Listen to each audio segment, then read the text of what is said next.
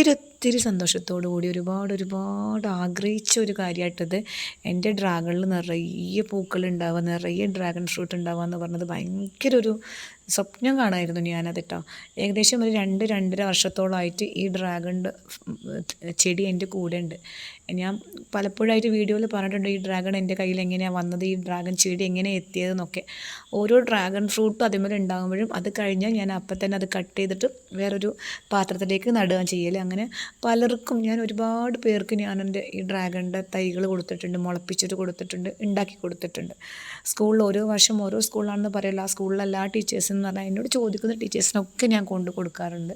റിലേറ്റീവ്സിനും അതിൻ്റെ അയൽവാസികൾക്കും എല്ലാവർക്കും കൊടുക്കാറുണ്ട്. കണ്ടോ, അപ്പം ഒരുപാട് ഫ്രൂട്ട് ഉണ്ടായി തുടങ്ങിയിട്ടുണ്ട്.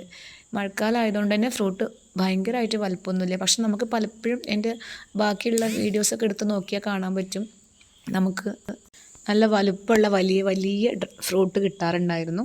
ഫ്രൂട്ട് നമ്മളെല്ലാവർക്കും കൊടുക്കാറുണ്ട്. അതേപോലെ തന്നെ ഡ്രാഗണിൻ്റെ ചെടിയും ഞാൻ എല്ലാവർക്കും കൊടുക്കാറുണ്ട് കേട്ടോ.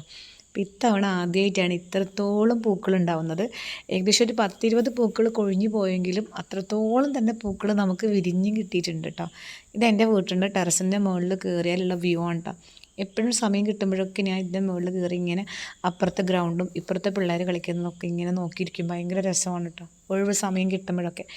ഇത്രയും ഇനി അടുത്തത് ഉണ്ടാക്കാനുള്ള പാത്രം റെഡിയാക്കിയിരിക്കുകയാണ്. രാത്രിയിലാണ് കേട്ടോ ഈ ഫ്ലവറിങ് ഉണ്ടാവൽ, നിറയെ പൂത്ത് നിൽക്കുന്നത് കാണാൻ. കണ്ടോ, ഞാൻ എങ്ങനെ ഇതിൻ്റെ സന്തോഷം പറയാം. എനിക്ക് സന്തോഷം കൊണ്ട് ഞാൻ ഓടിപ്പോയി വീഡിയോ എടുക്കുകയാണ് കേട്ടോ. ലൈവും ഞാൻ ചെയ്തിട്ടുണ്ടായിരുന്നു. പിന്നെ ഇവിടെ മഴയൊക്കെ പെയ്തിട്ട് നിറയെ അഴുക്ക് പിടിച്ചിരിക്കുകയാണ്. അപ്പോൾ നടക്കാൻ ഭയങ്കര പേടിയായിരുന്നു. പതുക്കെയാണ് കേട്ടോ. കണ്ടോ, ശരിക്കും വലിയ പൂക്കളാണ്, നല്ല വലുപ്പമുള്ള പൂക്കളാണ്. ആമ്പൽപ്പൂ പോലെ, ആമ്പലിനേക്കാളും വലുപ്പമുള്ള എത്ര എണ്ണ വിരിഞ്ഞിരിക്കുന്നതെന്ന് നോക്കിക്കേ. എന്തോ ഒരു സന്തോഷമാണ്.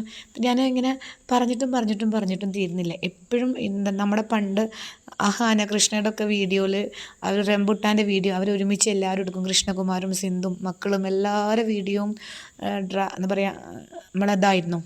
റംബുട്ടാൻ്റെ വീഡിയോ ആണല്ലോ അവരിടുമ്പോൾ മൊത്തത്തിൽ റംബുട്ടാൻ്റെ വീഡിയോ. റംബുട്ടാൻ്റെ ഒക്കെ സീസൺ ആകുമ്പോൾ എല്ലാവരെയും അവർ 5 പേരുടെയും ചാനലിൽ റംബുട്ടാൻ മാത്രമായിരിക്കും. അതേപോലെ എനിക്ക് ഡ്രാഗൺ പൂവിട്ടലും കായ്ക്കുമ്പോഴും വിരിഞ്ഞാലും എല്ലാം എനിക്ക് ഈ ഒരു ഫുള്ള് എൻ്റെ വീഡിയോയിൽ ഡ്രാഗൺ തന്നെ ആയിരിക്കും. എനിക്കതിങ്ങനെ നിങ്ങളോട് ഇങ്ങനെ സന്തോഷം പറഞ്ഞുകൊണ്ടിരിക്കണം. ഈ പൂവിൻ്റെ ഭംഗി ഇങ്ങനെ കാണിച്ച് ഞാൻ കാണുമ്പം എനിക്ക് എന്താണോ ഫീൽ വരുന്നത് അത് നിങ്ങൾക്കും തോന്നുന്നുള്ള ഒരു തോന്നലുകൊണ്ടായിരിക്കും ഞാനിങ്ങനെ വീഡിയോ എടുക്കുന്നത്. എനിക്ക് ഒത്തിരി ഇഷ്ടമുണ്ട്. അത് പകൽ കാണാനും ഭംഗിയുണ്ട്. പക്ഷെ പകലൊന്നും അത്ര പൂക്കളിങ്ങനെ നല്ല ഭംഗിയായിട്ട് വിരിഞ്ഞിട്ട് നിൽക്കാറില്ല കേട്ടോ. പെട്ടെന്ന് അങ്ങ് കൂമ്പി പോവാറുണ്ട്.